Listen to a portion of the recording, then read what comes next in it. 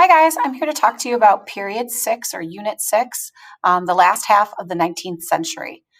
There were three major trends or phenomenons going on at this time: industrialization, immigration, and urbanization.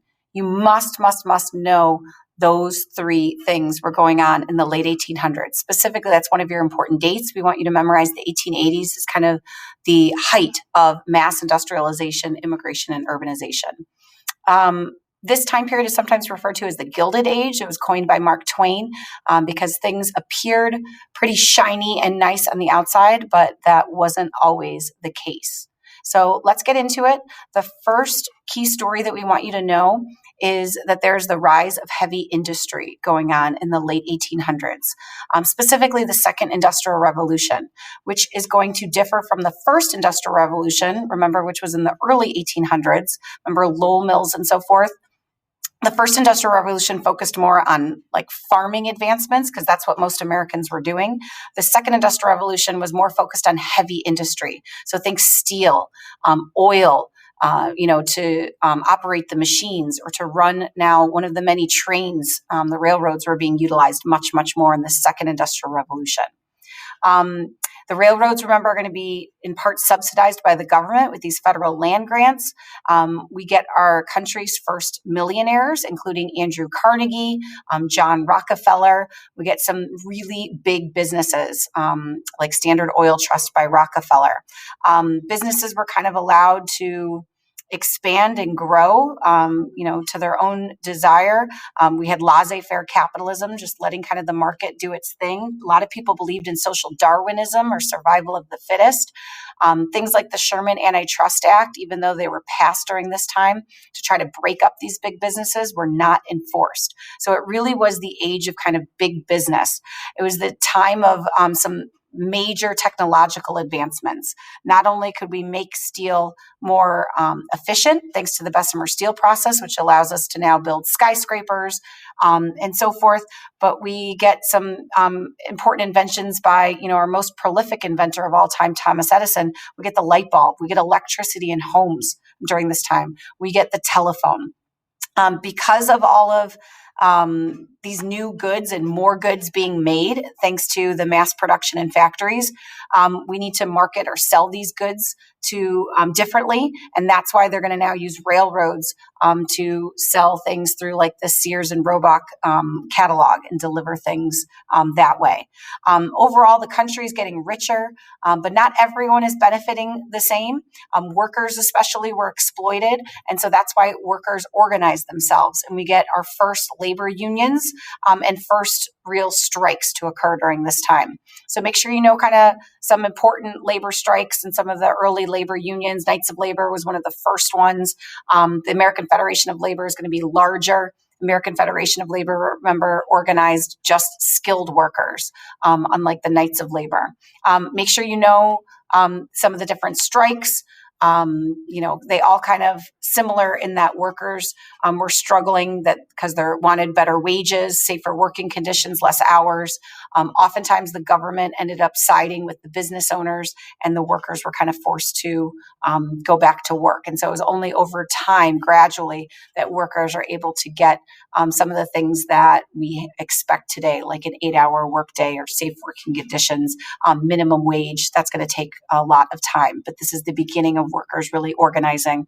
There was no need for workers to organize and go on strike before because remember, for most of our country's history, they were farmers working for themselves. But now as we get more people working in factories due to the Second Industrial Revolution, we get workers now having to unite. This coincides with our second story. Where are these workers going to live? Where are these factories going to be built in cities? And who's going to work in these factories? These new immigrants. So another key story is kind of the mass immigration and urbanization that also goes on at the same time as the industrialization. They're all related. So we get these new immigrants coming here from Southern and Eastern Europe. So places like Italy, Greece, Poland, Russia. They spoke very different languages, had different cultural traditions, religions compared to the older immigrants from, say, Great Britain, Ireland, and Germany. So that creates some resentment. And eventually, if we fast forward to the 1920s, they'll pass some laws to restrict some of these new immigrants. They were coming in here to the United States in such mass numbers that they actually created Ellis Island during this time. We just get a huge, huge number of immigrants coming here in the late 1800s, early 1900s.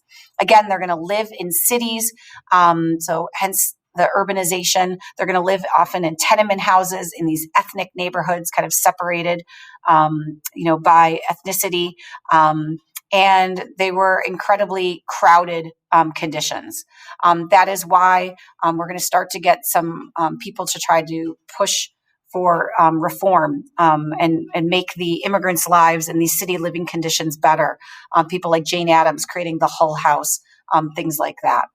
The progressives in the early 1900s, Unit 7, will pick up with, trying to fix a lot of these problems that came from mass immigration, urbanization, and industrialization. The last major story that we need to know about is the end of the frontier. So not everyone is moving to the cities. There are still people moving west in big numbers from, the time of the end of the Civil War until 1900, until we get what Frederick Jackson Turner warns against, the end of the frontier.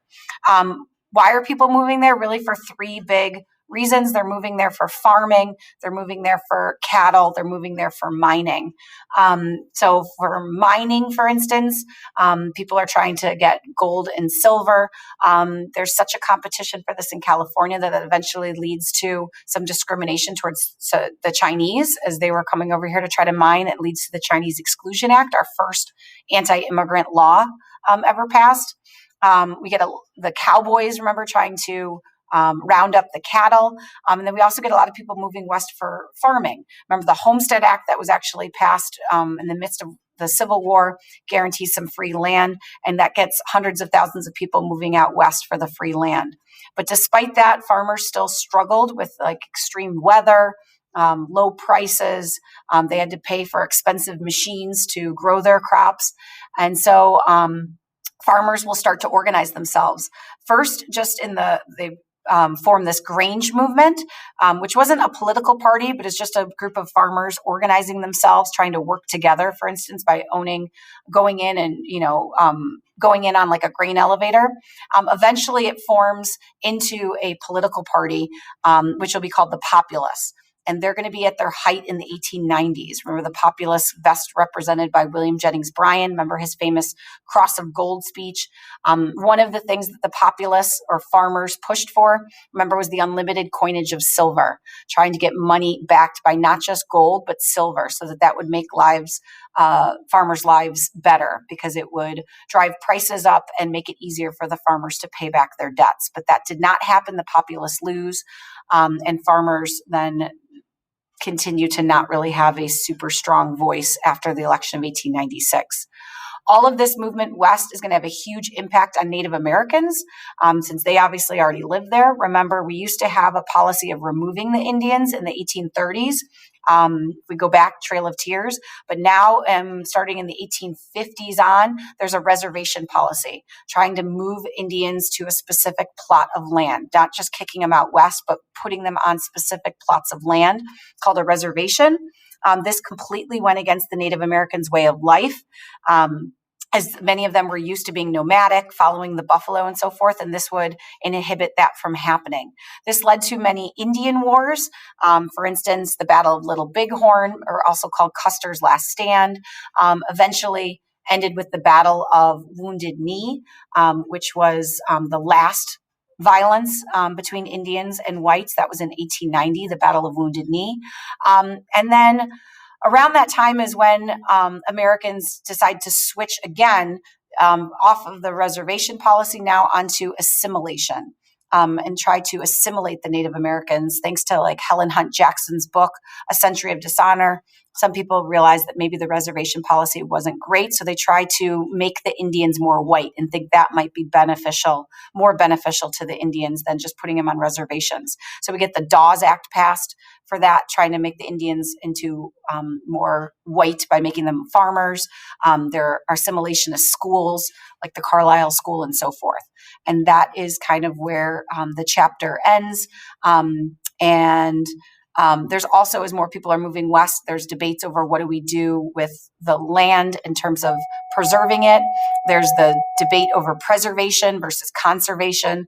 Remember, preservationists would be more for Yellowstone, trying to protect national parks and not touch them at all, versus conservationists, which are a little less extreme, saying we can regulate the use of these natural resources. So like National Forest or the Forest Reserve Act would be an example of that.